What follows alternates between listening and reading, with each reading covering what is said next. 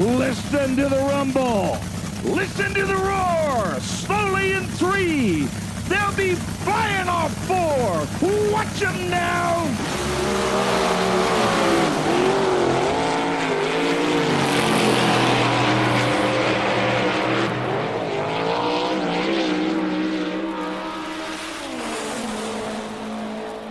So, and while we're talking, there's cool stuff to look at in here too. There's always cool stuff here. No, what I'm going to start with you is I want to talk about you getting into hot rods and the hot rod scene around here back in the day, and you working on Ferraris and that stuff. And then we'll get to you painting and doing work for Al Burglar. Is it and a lot of them. Burglar or Burglar? It depends on who you talk to. Okay, because I've heard it different ways. And that's oh why yeah, I everybody has their own. He's Uncle Al. Uncle Al. That's why I look here. It's Uncle Al. It's on my list. Yeah. Because you guys can call him Uncle Al way more than I can. Well, I've always called him Big Al, the little kitty's pal. That's good. Yeah, he's good. 83 years old, and he's out there every day working. Wow.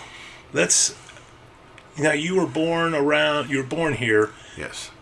What started you with old cars and hot rods? Was your old man into hot rods, or was someone in the neighborhood? No, my dad had nothing to do with the stuff. I mean, he thought it was just a waste of money. But I can remember cars in the neighborhood. There was a really nice Model A Roadster.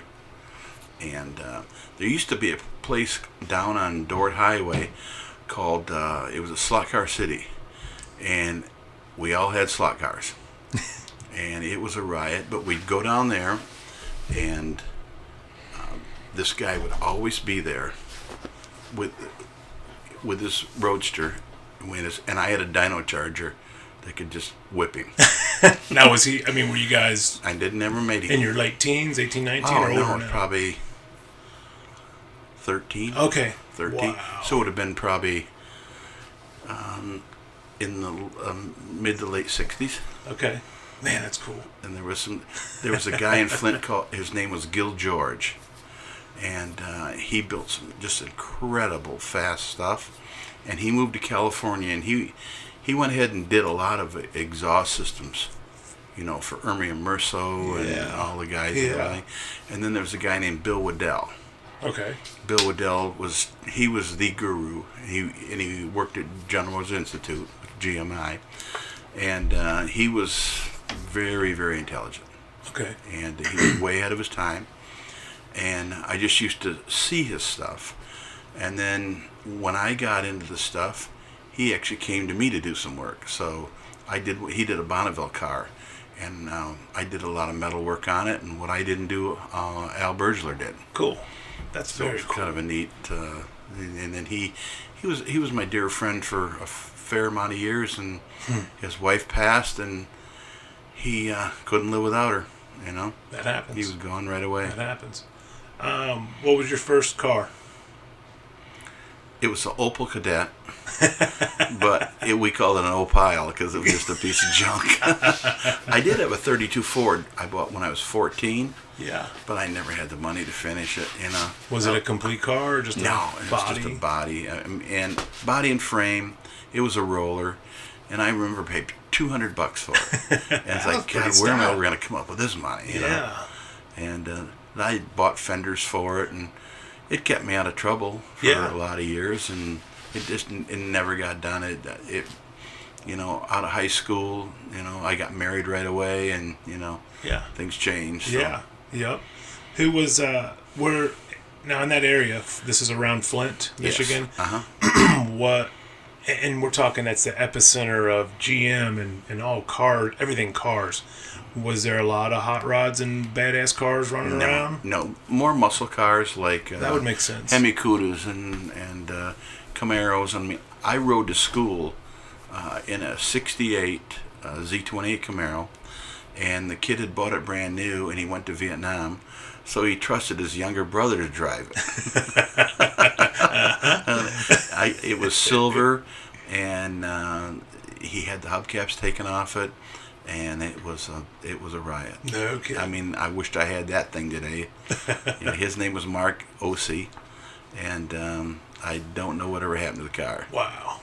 Were the cops bad back then around that era? I don't. Could you get away with some shit? I think so. Yeah, I think they could. You know, because a lot of the cops ended up being into cars. You know. Yeah, yeah. I mean, there was odd stuff. There was a guy in the neighborhood. His name was Bob Lord. He had like a '64 Ford pickup with a straight axle under it and everything. Oh, wow. And just a monster motor, and I don't know what it was, but it was a monster. You didn't want to mess with it. It was a monster. That's you cool. know? I never had a car. I just seen everything going by. You Yeah. know, we were young. Yeah, man, that's cool. When I've known you for years. You know, we met through the car show scene, and I've always enjoyed hanging out with you and talking to you. Thank you. And we always talk about projects or builds and stuff, but we very rarely talk about your history. And I saw somewhere where you got a job early working on vintage Ferraris. Yes. How'd that go about? Well, I worked I went just to clean up a body shop, just to be around it, you know. Yeah. And I went and cleaned up a machine shop just so I could learn something about machine work, you know. And it just, you know, it just little bit more every day, a little bit more, and you do a little bit more, and I realized I liked that kind of stuff. And I had painted a couple of cars. I was working in a body shop at 18. I worked at a Lincoln dealership for 2 months and didn't like that drive, so I went to Victor George Oldsmobile. Okay. And I worked there for 9 years. And but I always worked at night. I mean, I would work, and then I'd go home and do what I wanted to do. And Yeah. you know, they had race cars. Victor George always had really nice, you know, door slammers, and I ended up painting them. Okay. So they'd go to the track, and then you know how it goes. Yeah, you oh, know, yeah. So somebody sees something. Yeah. Now, were they pretty tame or on the wild side paint? Oh, they were paint tame. wise. Oh, they were real tame. Okay. Like, a lot of blacks, and you know, More factory looking. Yeah, well, we'd always put candy stripes on them, and then we'd bring Barry Wise logo, would stripe them, and Was he the guy? he Or was, one of them? he was the only guy. Okay, you know? He was yeah. the guy in Flint, you know, Yeah. that did everything for Dwayne there, that owned the stuff for nothing, you know. So Would he do lettering too on the race yes, cars? yeah, he Oh, did cool. nice lettering. Sweet. But he was the guy, the only guy. But then, as I did a little more and a little bit more, we used to bring Jim Mitchell in from Fort Wayne, and he was on education. Really? He was he brought a cannon up one morning and was shooting it like at daybreak. that's good education. And he liked to blow things up.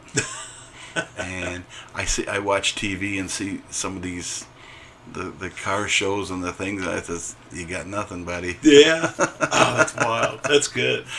Yeah, we had a great time. Where was the Ferrari shop? I just worked out of my home, you know. Oh, okay. But I walked in there one day, and I said, you know, the shop was like 40 by 70.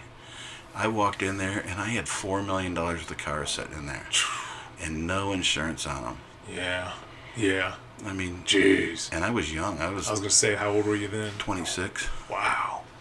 And I thought, I wouldn't trust a 26-year-old kid to do this. Yeah. On your normal car, Yeah, let alone. but a I did Ferrari. stuff that went to Pebble Beach. I was gonna did say you stuff must have been doing yeah. good work. I think maybe I was the only guy around doing them. No, I did the best I could, and they were pretty good. I've noticed with stuff like that, with the vintage Ferraris, and it happens with the Miller stuff and some other high end stuff. A lot of times you'll run into a situation where it might not. I mean, I know your work's phenomenal, but just being one of the only guys that's willing to work on the cars because everyone else is freaked out. You guys ask us all the time, how do you work on those Millers all day? And man, you just got to treat it like any other race car. A lot of them weren't like- really that good. But yeah, I mean, I've heard that from yeah. Ferrari and vintage Ferrari and Lamborghini guys saying. I had a Daytona Spider in my shop, which is at the time was $1.5 million, and it had a featured like an 1.5 inch wide down the door, quarter, and a front fender, you know, maybe about 1/2 inch deep, you know, with an inch and a half wide, something like that. And I was working it, and something was different from side to side. I said, what is different with this? So anyway, I started measuring, and where it was indexed, the hoe the width of it. Like where the bottom was is where the top started on the other side. Oh, Jesus. So it was that much off. And I came to the conclusion that just because you're building Ferraris. That's exactly right. And I said to the guy, I said, do you see this? He says, it's a beauty of a Ferrari. I says, what would you do if I did that? He says, I'd probably sue you. Yeah. Oh, yeah. They wouldn't put up with that shit if you did. I mean, you ruined his car. Wow. You're right, though. A lot of stuff. The answer was, that's the beauty of a Ferrari. Really? For the guys that owned it, Unreal. And I mean, the early ones weren't that good. They didn't really care as much about the body as they did the mechanical. Okay. I mean, they'd take a throttle linkage and it have little needle bearings in it. I mean, just ridiculous amount of work in it. Wow. Talk about overdone. It was way overdone. Yeah. Yeah. Man, it's wild. That was really an experience to work on them, and I'm glad I got out of them. Yeah. Yeah. You learned a lot and moved on. Yeah. Well, that's what I did. I always figured I had to reinvent myself. A couple years of this, and do this, and did some race cars, and did some hot rods, and even did some trucks. Really? But the trucks got me noticed from Ford. Okay. More than the Ferraris or anything. Yeah. Yeah. I knew at one time there was 2 Daytona Spiders in Michigan, and I knew who owned both of them. I had one in my shop, and then Etzel Ford II owned the other one. Yeah. And wow.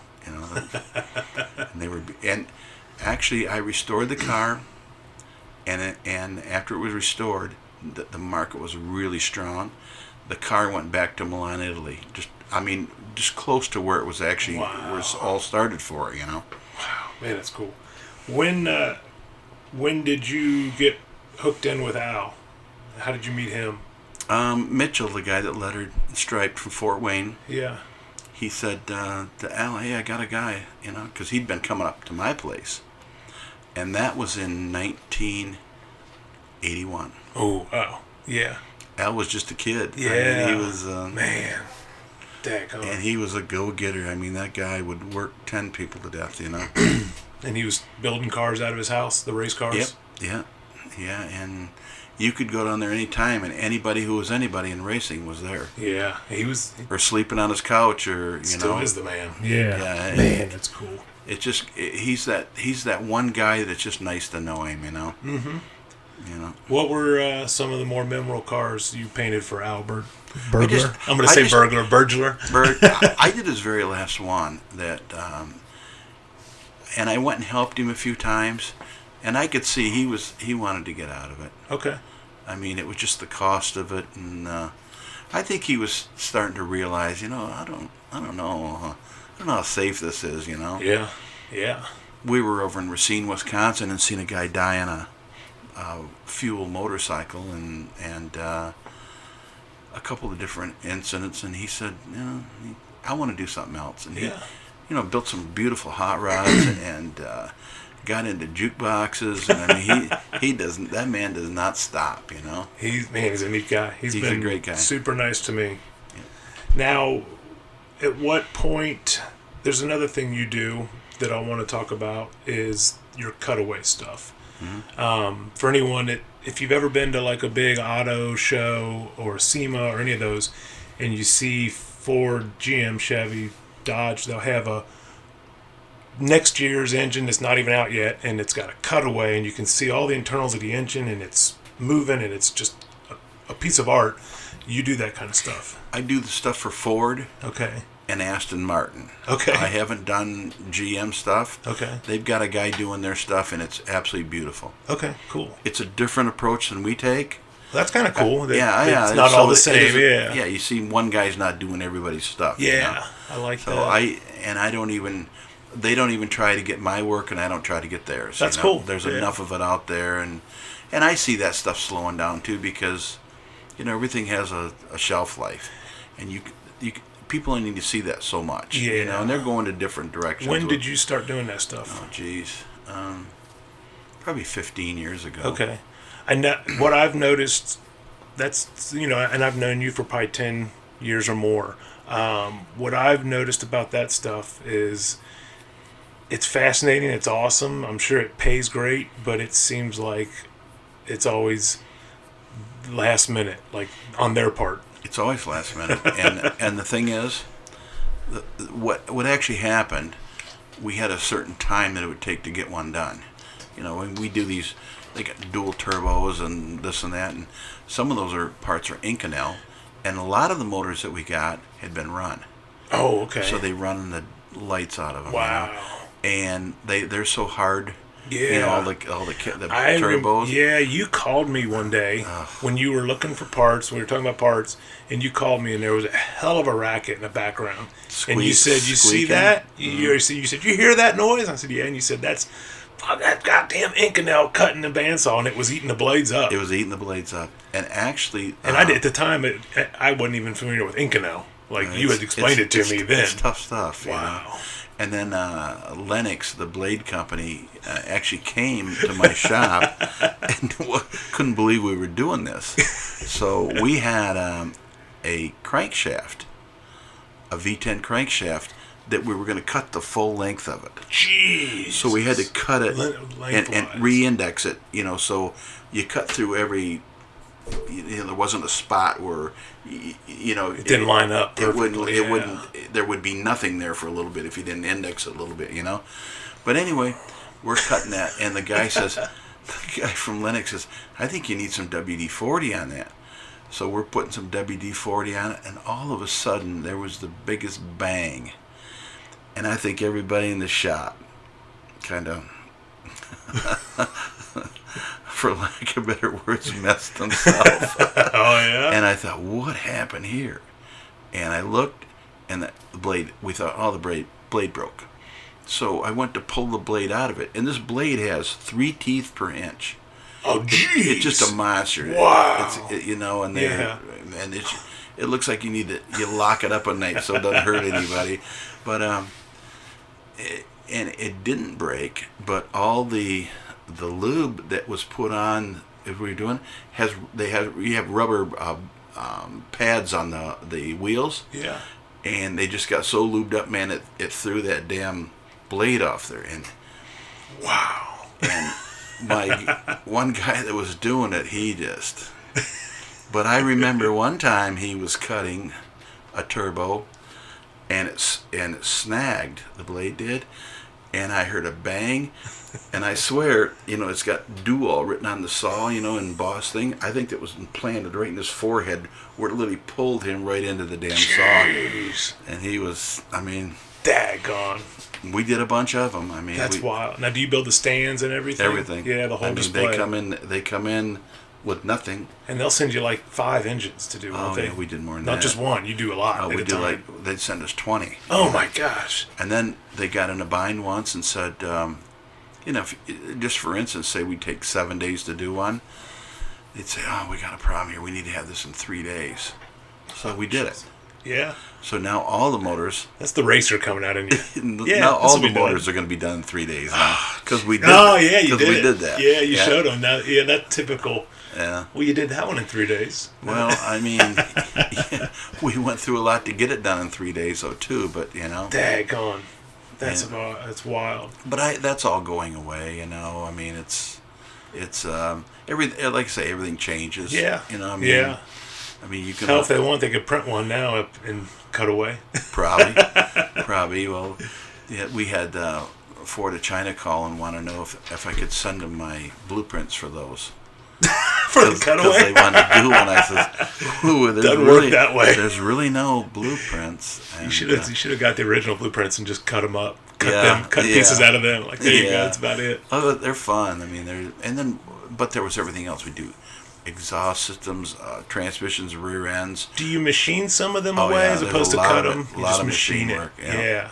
I know you're a hell of a machinist. Well, no, I'm not. But I can get by, but I know the guy when I need it, the radical stuff to get done. And we've done, there's just not much more we can do. We did do a really cool project for Aston Martin. We took all the internals. It was a 12-cylinder. Yeah. We welded all the cams and the rods and the pistons and everything. It was, there was a lot of bolt together stuff, a lot of hidden stuff. Had everything polished, lifters, the valves, and everything as it was firing. So it looked like a skeleton. And then it was chrome plated. Everything was chrome. Wow. And we put it together, and then it was in the Aston Martin booth. That went all over the world. That ended up. So it was all the internals just floating in air. Basically, it looked like a skeleton. Yeah. Wow. And that was a pretty neat project. Oh, that's cool. We've done some of that stuff for Ford too, and it's the nice thing is it's never the same. Yeah. Yeah. Is it always just engines and components, or do you get steering boxes and all kinds of stuff? Anything. We've done rear ends. We've done carbon fiber wheels. Yeah. Tires. That'd be cool. Yeah. Tires. We've cut. Anything they want to look in. Yeah, that's neat. That's neat. I mean, it's cool from a history side because we've all been in museums and seen the old cutaway displays from the 50s. They were beautiful. And it's cool that you're doing that. In 100 years, people will be looking at your cutaways. Yeah, that's cool. I hope. They will. They will. Now, you've got some badass hot rods. Thank you. I like them. You've built a bunch of hot rods over the years. Your current hot rods are your 3-window and your sedan is just as good as I got a Roadster. I'm doing a 32 Ford Roadster. I got to get up there and see it. I can't wait. I told my daughter that, I think when I walk in the garage, I paint around my feet each day to see how much I move. Seems like some days I just don't get a lot done, But how many hot rods have you built over the years? Not a lot, Yeah, but they all are home runs. Dozen or so.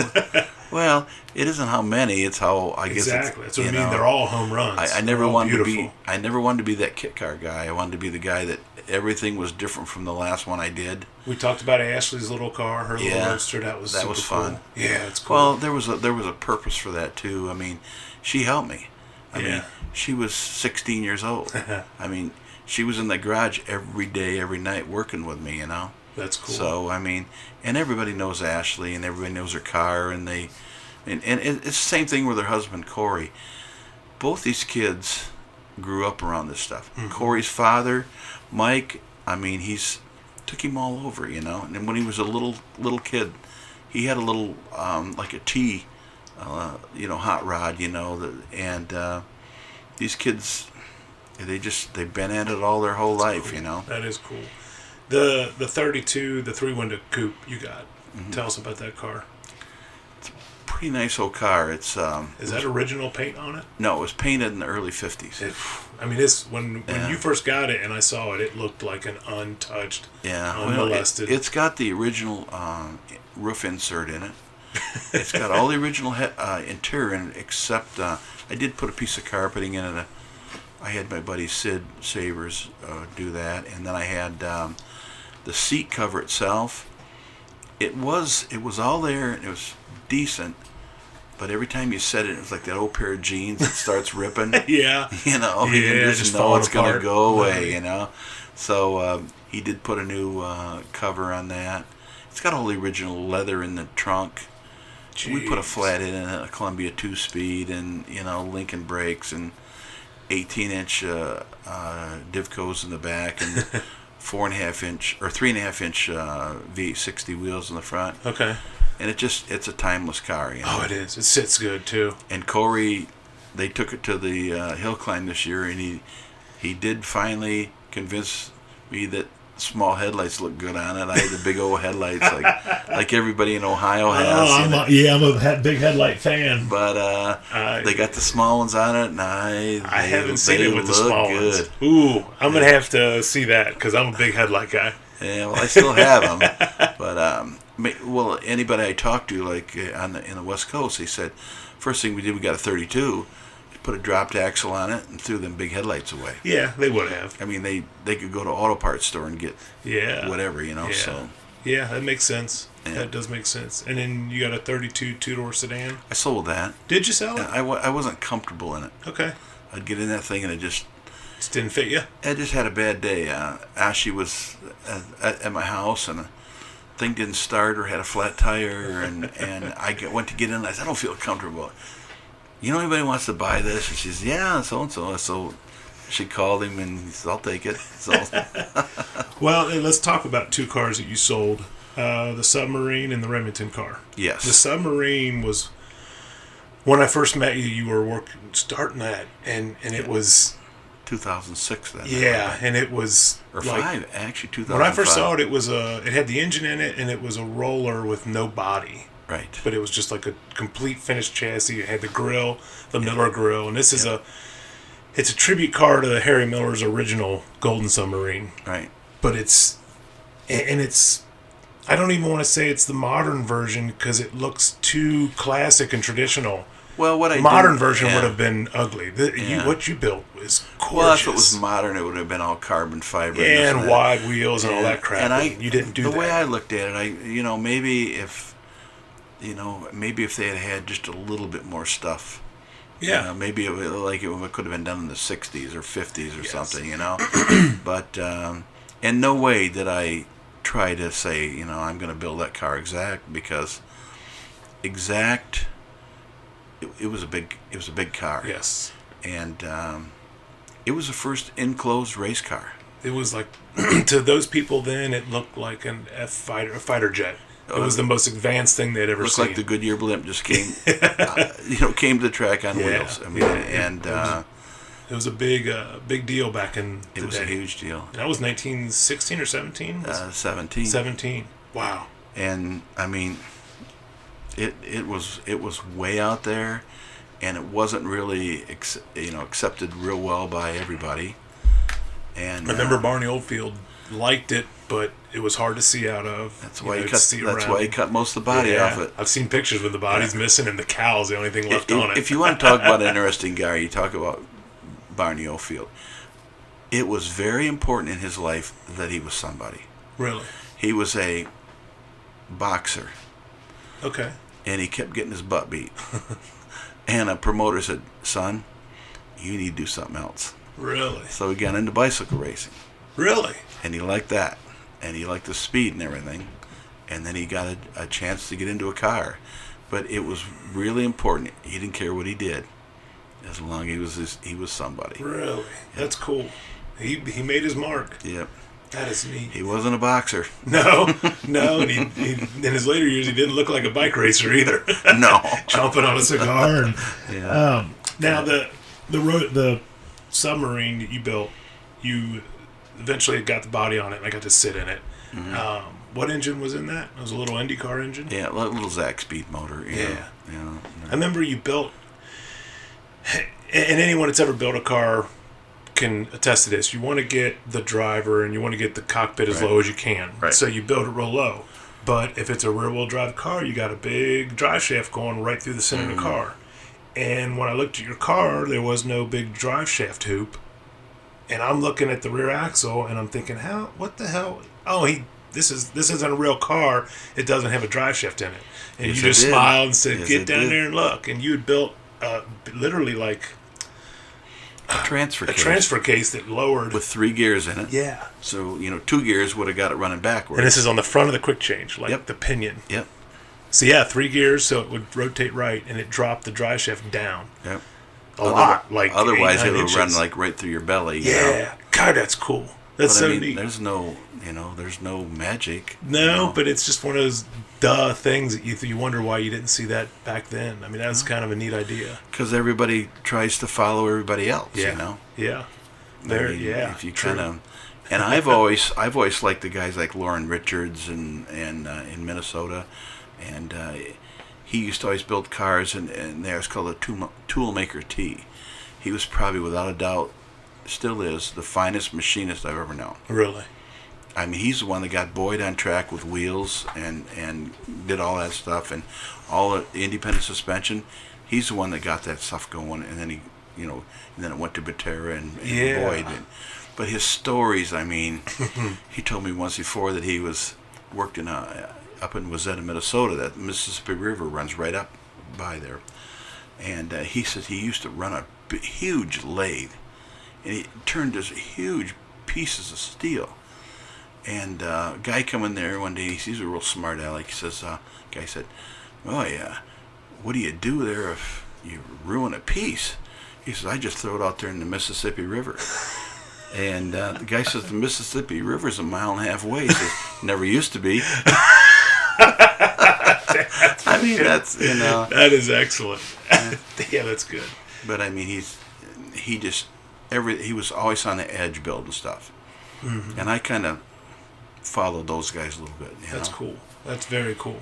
The sub was by no means a recreation. It was your own version of the submarine. Right. But then you got into building a recreation with the Phil Remington car. Yes. And I want to talk about the car first, and then I want to talk about Phil.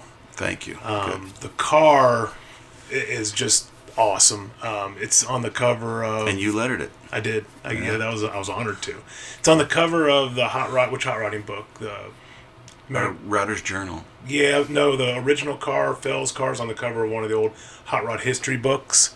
Yeah, it's got like when it had the history of the Dry Lakes. History of the Dry Lakes. Yeah. And what'd you come up with the idea of recreating that car? Well, I never knew who Phil was. Okay. I used to read those books, and I liked the car. I mean, I'd seen that car in that book and like the Gus Manham drawings. Yeah. And we'd seen that car, but you're right. I didn't know who owned it. It was just an old picture. Car. Well, I have a friend in California, Gary Schroeder, yeah, who builds all the steering boxes and torsion bars and everything for any race car out there. And I was telling him, I think I want to do that car. He said, well, come on. He said, I know Phil real well. He works at Gurney's. Did you ask around first to see, like, is that car still around or anything? Oh, well, you know, when we were talking about doing it, I heard 2 or 3 guys say, oh, I'm doing that car. Well... Yeah, I'm gonna show me what you got. Yeah. You know, because when we decided to do that, you know, I guarantee you we were going to get done for anybody else. Yes. Because we just got right on it, and you know. You called me for parts. Yep, you I needed did. A good I called you for a lot of parts for different stuff. Front axle and stuff, and I just remember thinking, when you were calling for those parts, I just knew then, I'm like, oh, he's going to build this car. Model A It frame. wasn't like Dan's starting another project. It's Yeah. This is what Dan is building right now, and it's going to happen. I called a local guy about some parts. I knew he had them. And he said, yeah, I'll get out there and look for him here when I can. I said, I want to tell you something. I'm building this car at my speed, not yours. Either you get them for me or I'll go somewhere else. Good, yeah. I mean, I'd still be waiting for parts, you know. Man, I like that.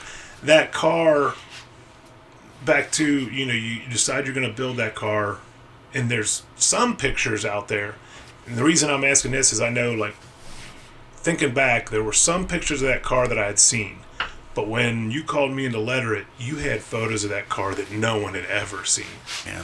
Well, you have to do that if you're going to recreate a car, because if you don't do your homework, you're going to end up at a show, and some 95-year-old man's going to walk up and say, that's not the way that car looked. But I really got fortunate because I became good friends with Phil. Man. And I could call him. I'd say, Phil, remember that bracket for this or that? Yeah, that was a piece of 1/4 inch this with 2 5/16 bolts in it, this and that. And he'd tell me this stuff. And then a month later or something, I'd get, after I made the part, here would be a picture show up, and it's exactly what he told me it was. He told me, like, the gas cap. I said, what is that gas cap? He says, oh, good luck with that one. That's a 1910 or 11 Cadillac radiator cap or some crazy thing, you know. He said, you're never going to find one of those. I said, you're probably right.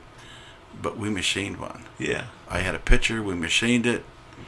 And I don't know if I ever told him I didn't really find an original one.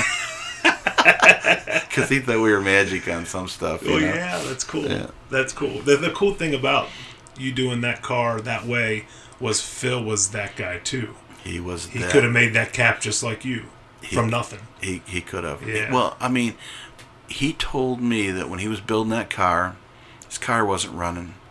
He would take the heads, they're aluminum heads, the Canadian aluminum heads, and he'd get on a bus from Santa Monica and go down to L.A., and an old guy would weld them for him. Really? And he'd sit there and let them cool until he could handle them, get back on the bus and go home and file on them. Jeez. And then maybe have to go down for a little more. Wow. But I mean, talk about determination. Yeah. And then he needed to make an oil cap, so he didn't have any way of making it. So he got into a foundry class, at a college, and learned how to do it, To get his cap. Man, that's But cool. he was just so... Now, he went on to huge things. Phil Remington, and we're going to talk about him for a minute, just because it's amazing.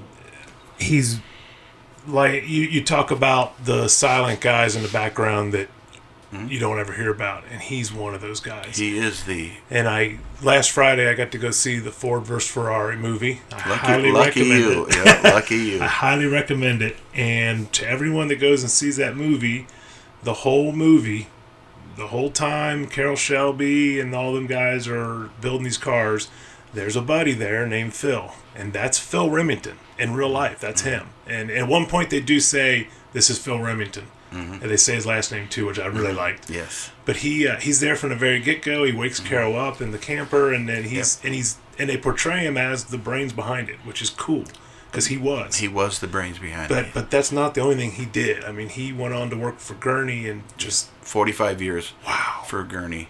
And I asked him once before we were talking. I said, how come you quit racing? He says, because I was really bad at it. I mean, he was just so cool. He wasn't that guy sitting around signing an autograph. Yeah. And Gurney told me once before, he said, you'll never see any pictures of Phil in the winner's circle. Because he was back trying to figure out how to make that car go quicker. Really? He was that guy? He was that guy. Man, that's cool. And like our story when we had a party at... do you want to hear the aluminum story? Oh, or not? yeah. Yes, I do. Yep. I want to hear them all, man. It's just... the Phil Remington stories are too good.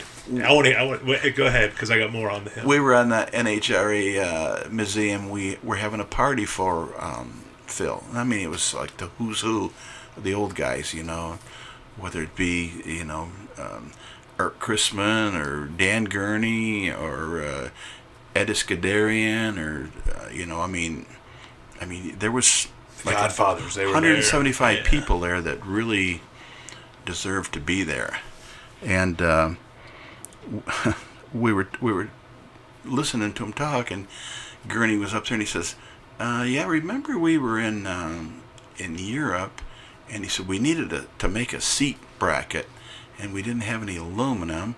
He says, "Phil, why don't you tell him what you did?"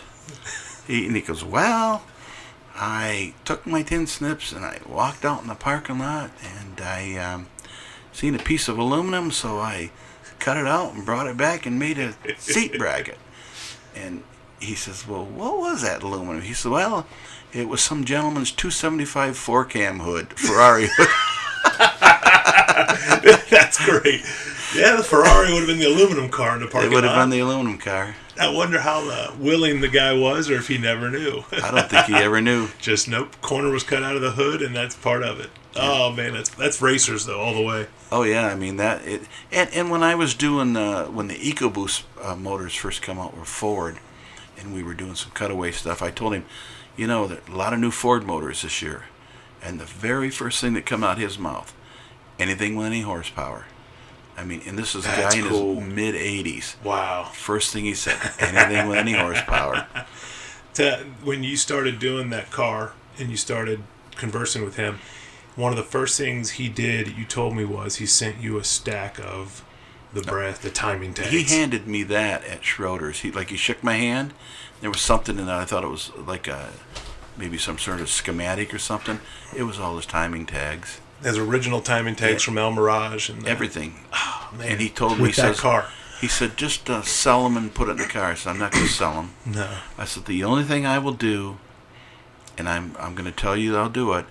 Anybody who helped me on that car, where it meant a lot to me, I'll give one of your tags." He says, "That's fine." Wow. And you'd said to him they were nothing back in the day. Nothing. He said they used to use them for shim stock. That's crazy. Or patching holes or. No kid, just throwing around. But it did mean a lot to him because I found out from his daughter that they were in a jar in his kitchen for years. Really? Wow. So, that's cool. Well, I was lucky enough that you gave me one, and we put it on the dashboard of Dad's sprint car. Well, I mean, I was lucky to have you do that car for me. I mean, and I showed him that lettering, and he just couldn't believe it. He was looking at it, You know, I mean, I wished you would have came to that. I mean, you were invited. I mean, couldn't get out west at the time. I know. Now, one of the pictures you shared with me of that car that I had never seen and it was like 5 or 6 pictures, and it was him, and they were literally like test firing it in the alley behind his shop. And there was like guys that was his pushing. mom and dad's house. That was it, really, because they're in an alley. Yeah. And then there's guys pushing it, and then there's kids running alongside the car. Yeah. And it's so cool because it's just a scene that. There's a picture of his dad standing behind it with his hands in both pockets, looking, and I was like, God, this kid's never going to be anything, you know? Yeah. Wow, man, that's cool. Yeah, what were some of the struggles to recreate on that car? Was there anything just really hard to deal with? That car went pretty smooth. Did it? That went really smooth, you know. Corey was saying that in some cases Phil would send you a drawing of what was and how a bracket looked like. He was on the button. Really? He was on the button. Man, that's cool. I mean, and I have all his drawings. Good. I mean, I kept everything. Anytime he sent me Christmas cards, he was such a gentleman. He Mr. Daniel Webb. I mean, when I went through my big surgery, he was the first guy to call me to see how I was doing. Good. I mean, he was a man that will never be replaced. No, that's cool. And how long did he live? What did he make it to? 92. Wow. He'd be 99 right now. Man, that's cool. Because he lived hard. He was there in all the racing and all that. He lived hard. He got to see all that. He went to Gurney, see all the Indy cars and all the fabricating. Yeah. And as I understand, I've talked to other people that have mentioned him, and he was that guy in the shop that you would take the really hard stuff to. Exactly. When everyone else had given up and couldn't figure it out, take it over to Phil. He'll do it. There was a story about him, and you know, when you work in a shop like Gurney's, you got the best of the best. Yeah. So one day, Phil just had enough of the music playing.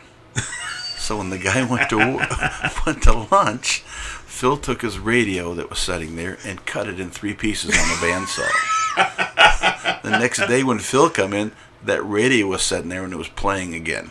Oh, no shit. So they figured out how to get all... That's even better. It just like Phil I probably got, liked that. It just like I got you. No, I got you. The reason that's so good. The reason I mentioned Phil right after the submarine is that both of those cars are now in Dano Davis's collection. Yes, and that makes me happy because he owns the original submarine, and it's not the original. It is a remake. it has one. It's got some original pieces. Correct. In it, yeah. Yeah, he is that car's where it needs to be. Both of them are. They're home. Exactly. That's where they should be. And I talked to him.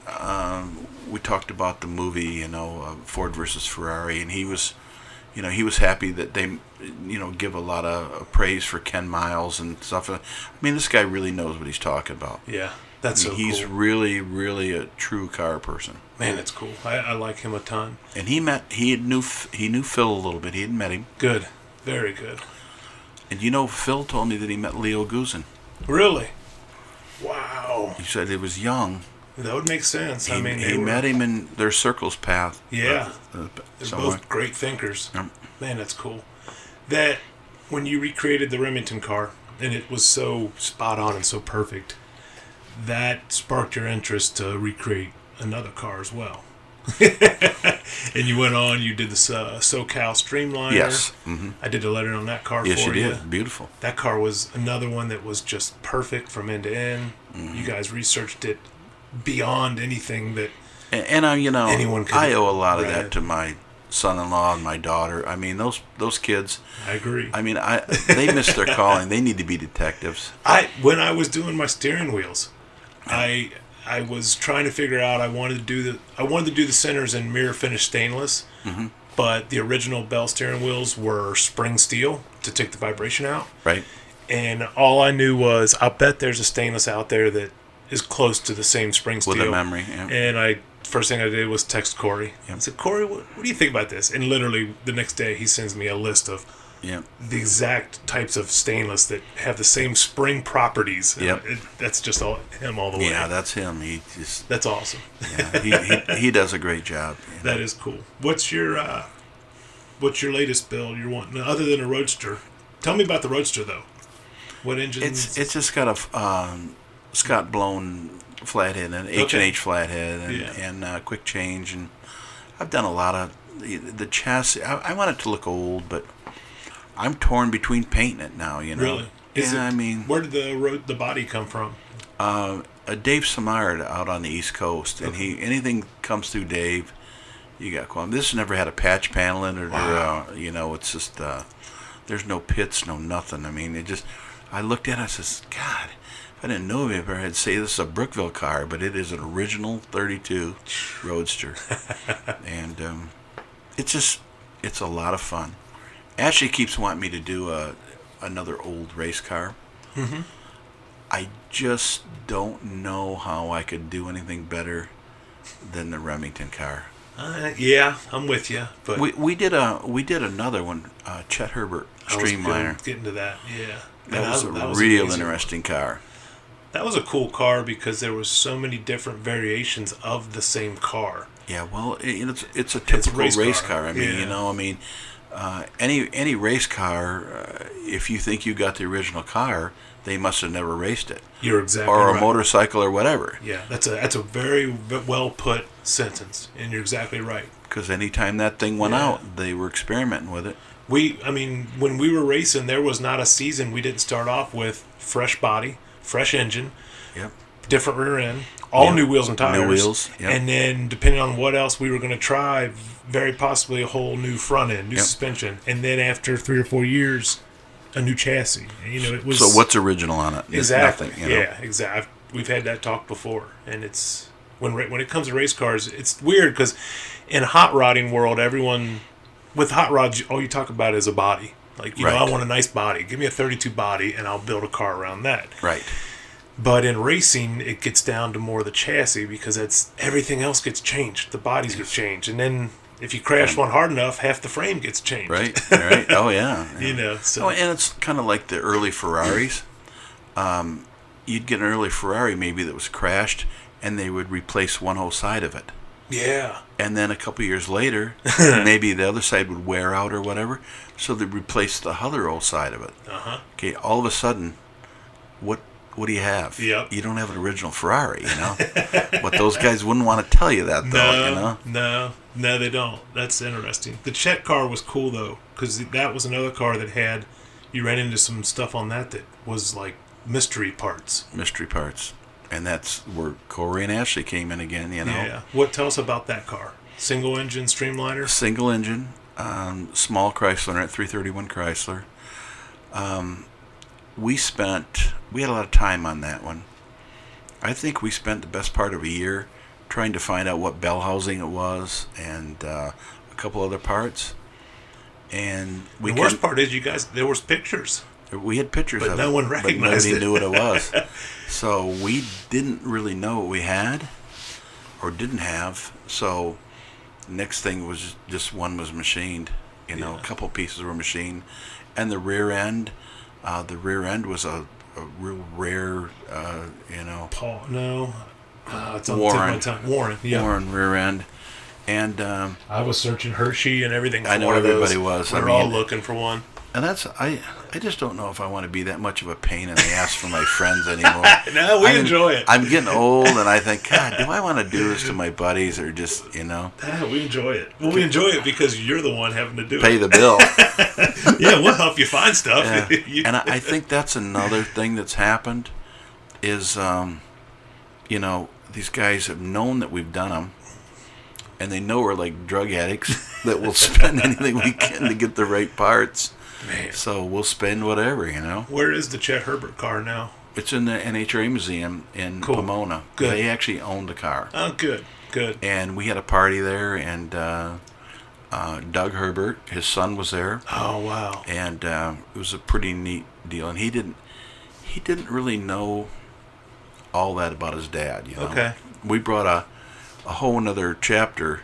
He knew about his dad later in life, but he didn't know all the early stuff. Yeah, that's cool. That's cool. That was nice. That was a good thing. That was, yeah. Then that car that had the early 18-inch Halibrands. Yeah. That I was What you hunting helped for, me find. Yeah, they were. I'm glad we did that when we did because now they've gotten even harder. It was funny because Jesus. Bill Aiken walked up to it out there. He says, "Where'd you get them wheels?" I says, "Well, I got one from Josh." I wondered where the hell that thing went. Yeah, it was one of his wheels. I'd gotten off him. Yep. Yeah. Yep. God, I like Bill. But Bill he just... we talked about Bill before. He sat there on his Amigo, and he wouldn't leave it alone. Good. He just kept looking at it. I mean, for people like that to do that, that's why I do the stuff I do. Yes. 99% of the... 97% of the people will just walk by and say, I'd like it better if it was, whatever. Yeah. But that 3% you build for, I mean, I never will forget, I had the sub down to PRI in Indianapolis. Yeah. And Jackie Hollerton. Yeah. And A.J. Watson. Oh, and Jerry Weeks. Yeah. All walked up to the car and Those was looking guys at would it. stop. And they were standing there talking, and I wasn't there. I went and did something else. And they were standing there talking, and Schroeder said, A.J. Watson looked over and he said, boy, this guy just screwed it up for all you guys, didn't he? Yep. Set that bar a little high. To hear that come from him, there's that beats any trophy. Nothing. That beats anything. That is my trophies. There is no award or trophy that is like that, and you're right. I don't have any. Yeah. I don't have any. All that stuff has been given away a long time ago. I don't have it. Yeah, it's just that you're right though. The respect of those guys. Oh, that's cool. Never be replaced. You and I talked once about Stu Hilborn's Streamliner. Now someone came pretty close recreating that, didn't they? They did, and it's nice. It's in California, but there's people that swear that original is still in Kansas. Really? Yep, and one of those legends that won't go away. It's pretty right on. Really? I mean, the people that I know, I'm not going to say any names. Yeah. But they know it's there. Yeah, man, that's cool. And I would have loved to do that car. Yeah. It was just perfect. Yeah. And then getting to know Stu Hilborn. Tell me about Stu. He was a character. We had a party at the NHRA Museum one night, and we had the original low flyers there. Okay. I don't know. Paint cans popping. But you can turn that heater off. No, it's fine. Okay, yeah. Which was Stu Hilborn. We got a heater on one side, and then all my paints are right here next to it. So we're good. That's safe. We're good. That's safe. And there was Stu. There was Phil. There was Dick Magugliak, who was Magoo that built all the cars. There was Alex Exidius and somebody else. And we were just, we had a deal at the museum. And afterwards, what I did is I had a limousine pick these guys up so that they were like, they were catered I wanted them to know they were important. Good. So afterwards, we all went to a Mexican restaurant. And I'm sitting beside Stu Hilborn. And then at the end of the table, there's my daughter, Ashley, and then my son-in-law, Corey, some other people from Gurney's, and then Phil Remington at the end of the table. Phil's drinking a Corona, and Stu's drinking wine. This is a Saturday night, probably between 10:30 and 11. Stu leans over to me. He says, I'm going to go into work a little late tomorrow. But and what was he then? Late 80s. Late 80s. Late 80s. And he was serious, though. The guy worked every day. Yeah. Yeah, he probably didn't go in probably until 9 or something, Yeah, real late. But I mean, on Sunday. That's why they did what they did. Yeah. And that was their life. It was their passion, and that was it. And his, and we had something else too. As we had that party, we had Danny Sakaya, who built some. He was built some really incredible stuff before the war. Okay. Japanese American. And he was killed before the war. Okay. And he was real good friends with Phil. His family came, and they were still really, really very authentic. Yeah. I guess maybe the word. Yeah. Japanese, really, really kind and really grateful. They had no idea what their great uncle had done. Really? And they were just blown away. Oh, that's cool. And it was all, they talked about Danny Sakaya for a half hour. Oh, man. And these people left knowing You know, Yeah. we had something Yeah. really, and he died before the war in a motorcycle accident. And Phil said he was such a good man that he would have died if they would have put him in an internment camp, because he was so, you know, I mean, he was an American. Yeah. Oh yeah. He just happened to look like a Japanese. Man, that's cool. And he was something else. That's cool. The family came and. But you hear all these old stories, and the bad news is we just don't have anybody now that's going to have these stories. I know. You're exactly I mean, right. it's dying. When those guys go, they take so they much. take it all with them, you know. They take so much knowledge with them. And that's why I always tried to have a little something at the museum, and get these people here, and get information out about them. And Rodder's Journal was always good about putting them. And actually, whether it be Phil's car or the Sub or the SoCal Streamliner, they were on the cover. Cool. They all made the cover. That's cool. And the Streamliner and the Sub sold out like boom, they're gone. And I thought maybe he just didn't print a lot that month. No, they had hot rods on the cover. Yeah, they had hot rods. That's true. Exactly. That's true. I've said it before that I'm way more of a hot rod fan than a custom fan. Oh yeah. So I don't Yeah. mind. That's so cool. And my line is, I know it makes a lot of people upset. Nobody's going to remember the guy that put $500,000 in a new Camaro. You're exactly right. I mean, You're exactly right. because they're all doing it. Yeah. Yeah. You go to SEMA or wherever, and it's just You've built SEMA cars before. yes.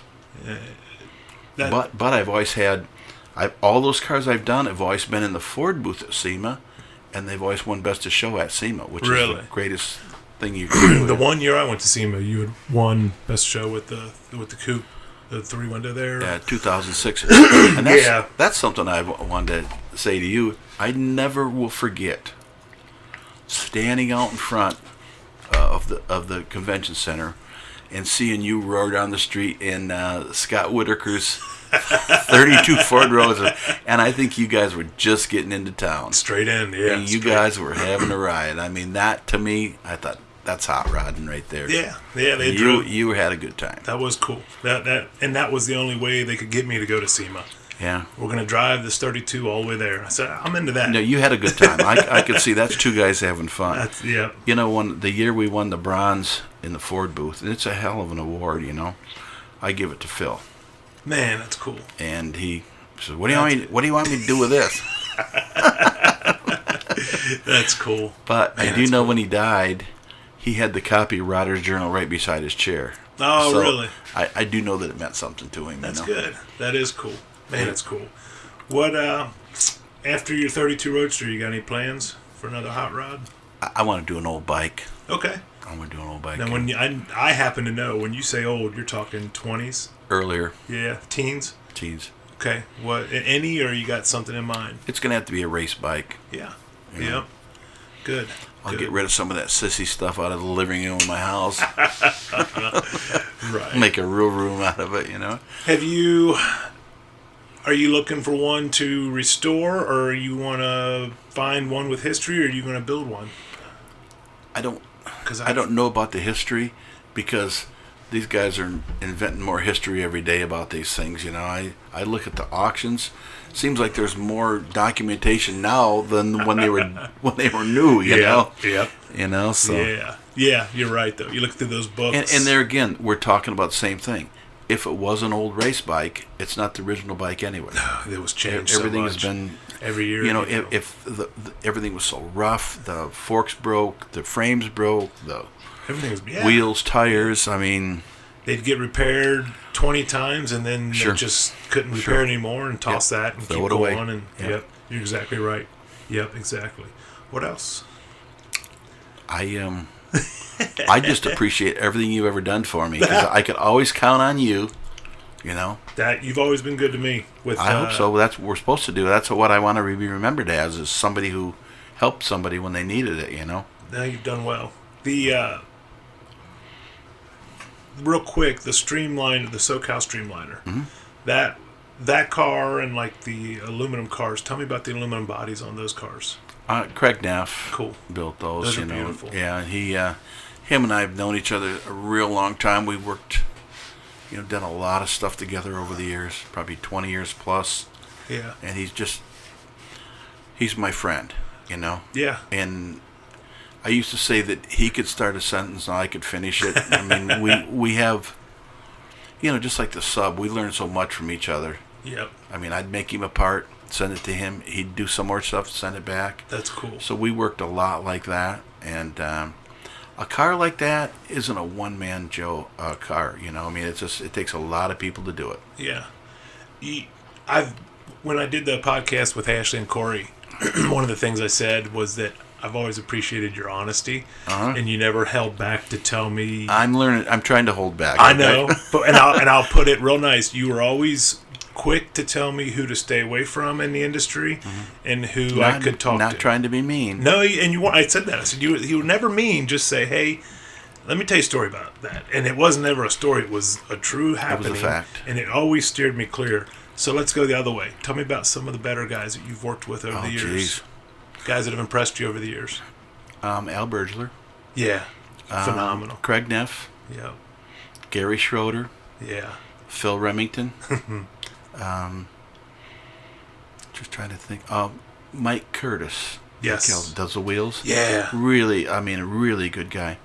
My son-in-law, Corey. Tell me about. I Well, heard the story about when you met Corey. Oh, I don't think he was going to make it through the day. and him and Ashley are bookends. Yes, you're exactly They're right. pretty much only children, so, but I mean, I love them, and I have so much respect for both of them. They work hard, and they, to me, are the face of the traditional car movement that's going on, and that's what I'm seeing. And there's some great kids down in Ohio and Michigan and Indiana and Kentucky and everything, and that are doing really nice stuff. Yep.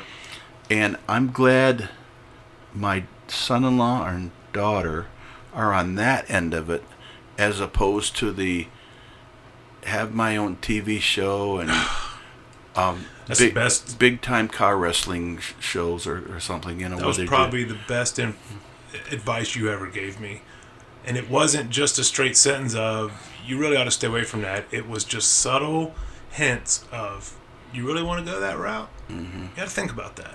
Yeah. Here, let me tell you this story. Let me tell you that story, and you've guided me in a good way. There's nothing wrong with being the only guy that never had a TV show.